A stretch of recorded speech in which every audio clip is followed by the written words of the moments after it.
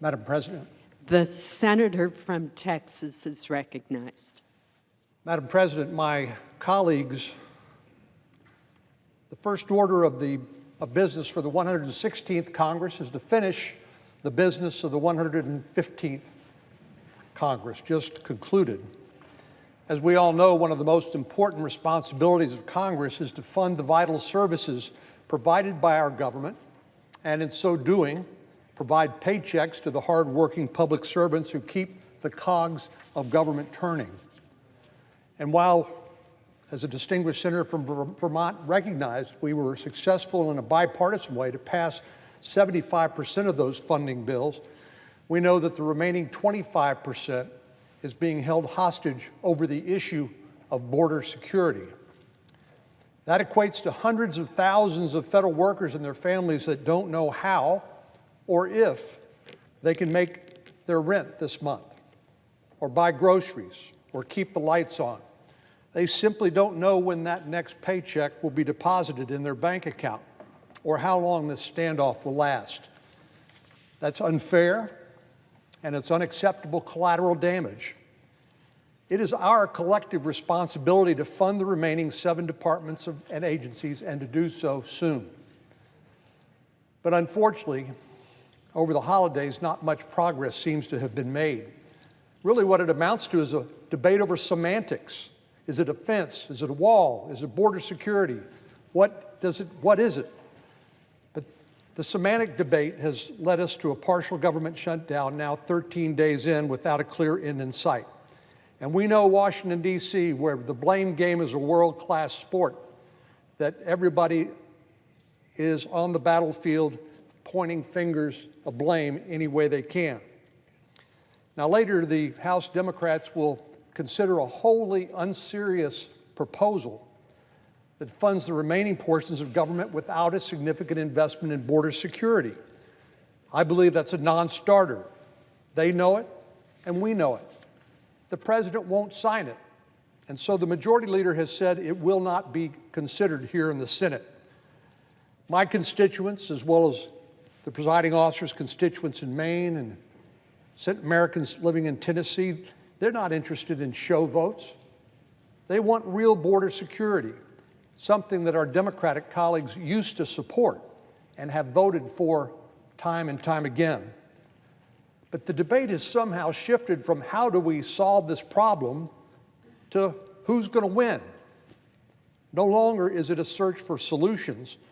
It is about embarrassing your political opponent and scoring points. Yesterday on CNN, Alexandra Pelosi, the daughter of incoming Speaker Nancy Pelosi, made a comment about her mother's leadership style. She said, quote, "She'll cut your head off and you don't even know that you're bleeding," close quote. Kind of shocking comments coming from a daughter.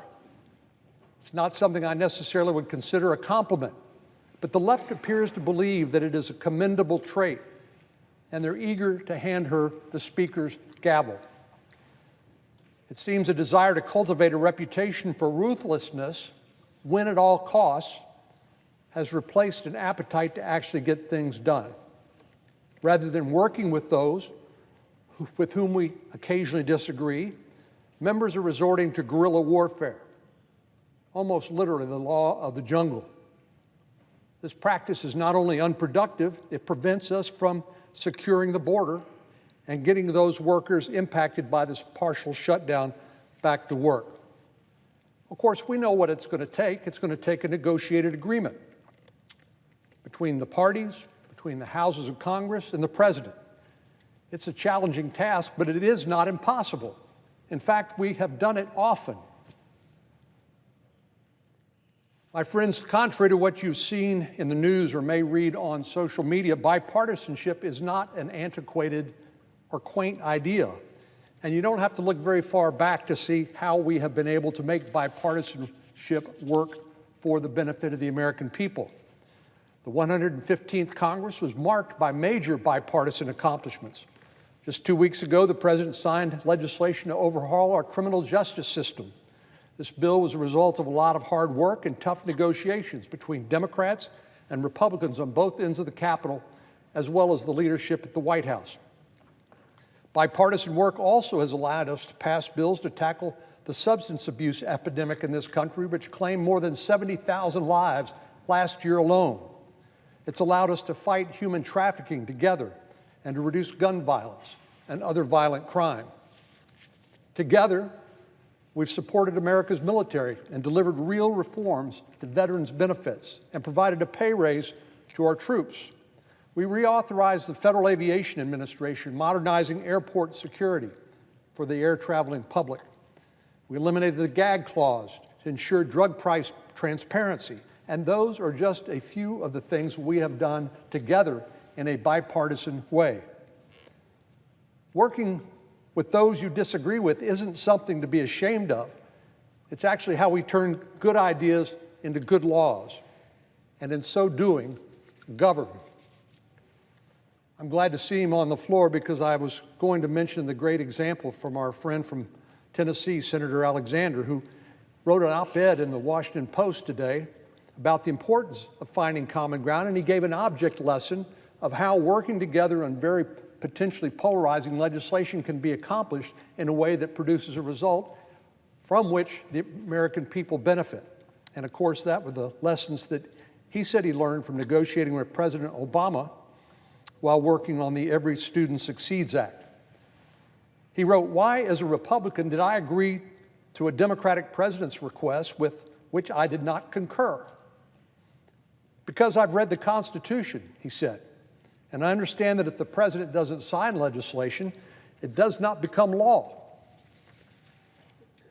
Well, regardless of which party controls the Senate or the House or occupies the White House, that remains a constant. It is the distilled essence of our constitutional system. Democrats in the House should take our colleagues' wise words to heart and return to the negotiating table with the president. I believe there are a lot more productive ways to spend our time in Congress than ruthlessly attempting to annihilate our political opponents, people we disagree with. We can, we have, and we should strive to do better. So it's time to wash off the war paint, Madam President. We know how to solve problems when we want to. And as we begin a new Congress, I urge all of our colleagues, both Republican and Democrat, to stop trying to score political points and start being productive, and in so doing, govern. I yield the floor.